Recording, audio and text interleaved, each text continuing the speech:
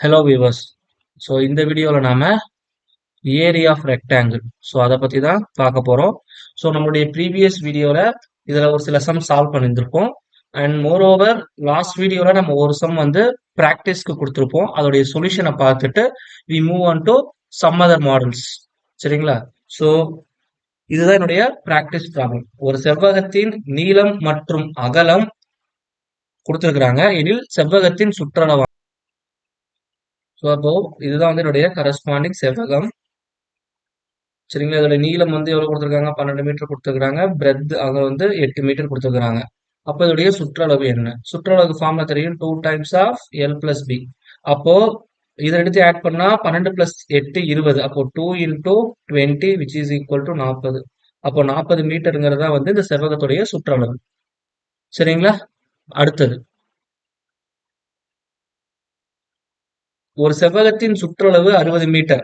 அச்செவ்வகத்தின் நீளம் அகலத்தின் இருமடங்கு எனில் அதன் பரப்பளவு என்பது எவ்வளவுன்னு கேட்டிருக்காங்க. இது ரொம்ப சிம்பிள். எனக்கு சுற்றளவுக்கு formula 2 times of L plus B. இதுதான் வந்து மொத்தம் 60 அப்படின்னு சொல்லி கொடுத்துருக்காங்க. இப்போ செவ்வகத்தின் நீளம் வந்து அகலத்தின் இருமடங்கு. அப்போ என்னன்னா என்னுடைய லென்த் வந்து 2 டைம்ஸ் ஆஃப் பிரெத் அப்படின்னு சொல்லி சொல்றாங்க. இப்போ இதை சப்ஸ்டிட் பண்ண எனக்கு என்ன கிடைக்கும் அப்படின்னா 2 டைம்ஸ் ஆஃப், ஸோ இதை அடிச்சிருங்க, அடிச்சோம்னா 30. அப்போ இங்கே 2 போடவே தேவையில்லை. எல்லோட வேல்யூ 2b. இப்போ 2b plus B which is equal to 30. இது ரெண்டுத்தையும் ஆட் பண்ணா 3b. இப்போ சிம்பிளிஃபை பண்ணா b யோட வேல்யூ வந்து எவ்வளவு வரும் எனக்கு? Which is equal to 10. சரிங்களா? இப்போ என்ன கேட்டிருக்காங்க? லென்த் கண்டுபிடிக்கணும். லென்த்தோட வேல்யூ வந்து என்னது? Twice of b. அப்போ 2 இன்டூ 10 20 மீட்டர். சரிங்களா? அப்போ therefore எனக்கு பரப்பளவுக்கு ஃபார்முலா வந்து என்னது? L into B. அப்போ 20 into 10 which is equal to 200. அப்போ 200 சதுர மீட்டர் தான் சரியான பதில். சரிங்களா? ஸோ அடுத்த சம். இப்போ இங்க வந்து பாத்தீங்கன்னா a playground 60 meter into 40 meter is extended on all sides by 3 meter. What is the extended area அப்படின்னு சொல்லி கேட்டிருக்காங்க. இது ரொம்ப எளிமை. சரிங்களா? அப்ப இது வந்து என்னுடைய செவ்வக வடிவிலான விளையாட்டு மைதானம்னு வச்சுக்கலாம். சரிங்களா? ஸோ இப்போ இது வந்து 60 மீட்டர், இது வந்து 40 மீட்டர். சரிங்களா? இது 60, இது 40 இப்படின்னு ஞாபகம் வச்சுக்கோங்க. இப்போ என்ன பண்றாங்க அப்படின்னு சொல்லி பார்த்தோம் அப்படின்னா இதை வந்து நமக்கு இன்க்ரீஸ் பண்றாங்க. ஸோ தேர்ஃபோர் எல்லா பக்கமும் 3 மீட்டர் வந்து எனக்கு இன்க்ரீஸ் பண்றாங்க. ஸோ இதுதான் அவருடைய கரஸ்பாண்டிங் டயக்ராம். அப்போ இதுல இருந்து ஒரு 3 மீட்டர் இன்க்ரீஸ் பண்றாங்க. இங்க அதே மாதிரி 3 மீட்டர் இன்க்ரீஸ் பண்றாங்க. அதே மாதிரி இந்த பக்கமும் 3 மீட்டர், இந்த பக்கமும் 3 மீட்டர் வந்து இன்க்ரீஸ் பண்றாங்க. அப்போ இது ஓவராலா என்ன எனக்கு இன்க்ரீஸ் ஆகுதுன்னு பாருங்க. ஏற்கனவே இங்க ஒரு 40 இருக்கு, அது கூட இங்க ஒரு 3 43, இங்க ஒரு 3 46. அப்ப இதோட ஏரியா லென்த் வந்து 46. ஸோ அதே மாதிரி இங்க பாத்தீங்கன்னா இங்க ஒரு 3, இங்க ஒரு 3 ஆட் ஆயிருக்கு. ஆல்ரெடி 60 இருக்கு. அப்போ இது வந்து 66. சரிங்களா? அப்போ தேர்ஃபோர் இங்க பாத்தீங்கன்னா உங்களுக்கு என்ன கிடைக்குதுன்னா இப்ப இதோடைய புதிய நீளம் அகலம் தெரிஞ்சிடுச்சு. அப்ப அதோடைய பரப்பளவு என்ன? ஸோ 46 இன்டூ 66 தான் புதிய பரப்பளவு. 6 6 36 மீதி 3, 6 4 24, 3 27, 6 3 மீதி 1 0 மீதி 1 3036 தான் புதிய பரப்பளவு. பழைய பரப்பளவுனா சிம்பிள். என்ன பண்ணலாம்? 60 இன்டூ 40 மல்டிப்ளை பண்ணா 6 4 24, 2400. அப்போ 3036ல இருந்து 2400 கழிச்சுட்டா இதுதான் எனக்கு விரிவுபடுத்தப்பட்ட பகுதியின் பரப்பளவு. அப்போ 6 3 30ல 24 போச்சுன்னா 6 636 மீட்டர் ஸ்கொயர். இதுதான் வந்து என்னுடைய சரியான பதில். சரிங்களா? சோ இப்போ அடுத்தது, இப்போ ஒரு செவ்வகம் ஒன்றின் அகலமானது அதன் நீளத்தை விட 27 சென்டிமீட்டர் குறைவாக உள்ளது. சுற்றளவு 3 மீட்டர் 6 சென்டிமீட்டர் ஆக இருப்பின் அச்செவ்வகத்தின் நீளம் அகலம் முறையே. இது வந்து ரொம்ப எளிமை. அதாவது என்னன்னா கன்சிடர், இது வந்து என்னுடைய செவ்வகம் அப்படின்னு வச்சுக்கலாம். சரிங்களா? இப்போ இதோடைய பெரிமீட்டர் கொடுத்துட்டான். இது எல்லாமே வந்து நம்ம சென்டிமீட்டர்ல போட்டுக்கலாம். நமக்கு ஆல்ரெடி தெரியும் 100 சென்டிமீட்டர் ஈக்குவல் டு 1 மீட்டர். அப்போ 3 மீட்டர்னா 300 சென்டிமீட்டர். அது கூட ஒரு ஆட் பண்ணீங்க. அப்போ 306. இப்போ 2 times of L plus B. இதுதான் சுற்றளவுக்கான ஃபார்முலா. அப்ப தேர்ஃபோர் 306. சரிங்களா?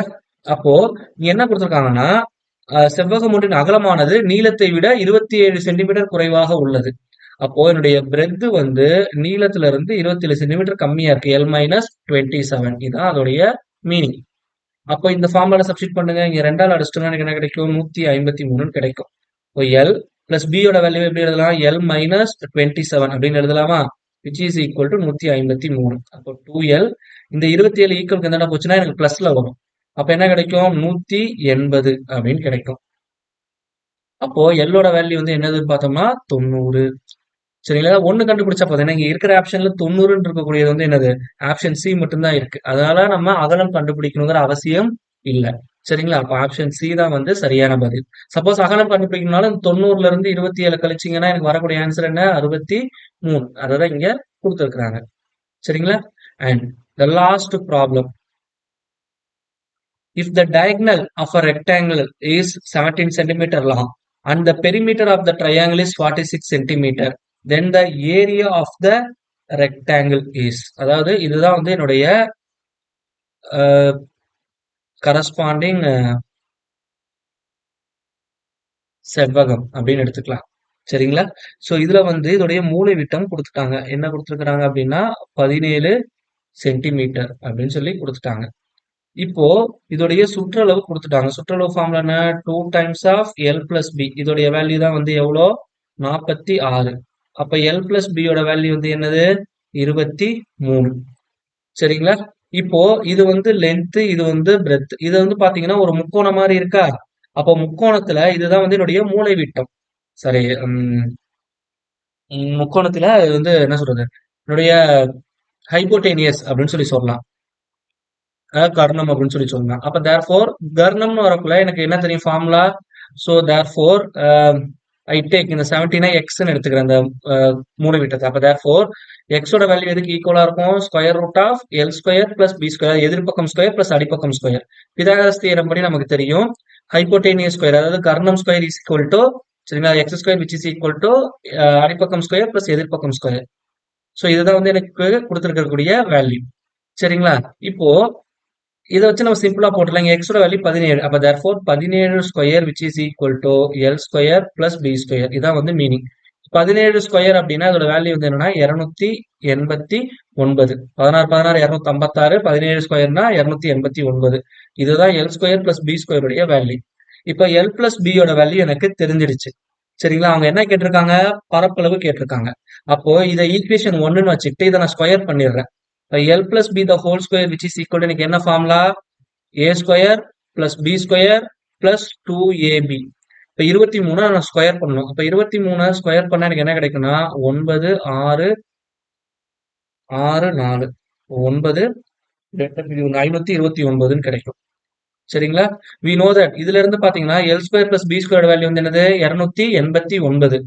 இப்போ 2 times of LB which is equal to 529 minus 289. அப்ப 529ல இருந்து 289 கழிச்சிட்டோம்னா மீதி இருக்கிறது வந்து என்னன்னு பார்த்தோம்னா 4 2 240.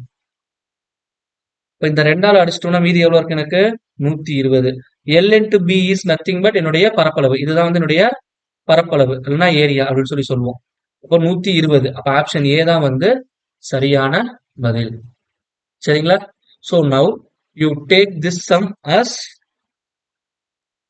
practice. சரிங்களா? இந்த சம்ம வந்து நீங்க பிராக்டிஸ்க்கு எடுத்துக்கங்க. ஸோ இந்த பிராக்டிஸ் சம்க்கான சொல்யூஷன் நம்மளுடைய அடுத்த வீடியோல போடப்படும். சரிங்களா? நம்ம சேனல்ல போடக்கூடிய வீடியோஸ் வந்து எளிமையா இருக்கு அப்படின்னா மறக்காம நம்ம சேனலை சப்ஸ்கிரைப் பண்ணிடுங்க. உங்க ஃப்ரெண்ட்ஸுக்கும் சேனலை ஷேர் பண்ணுங்க. தேங்க்யூ.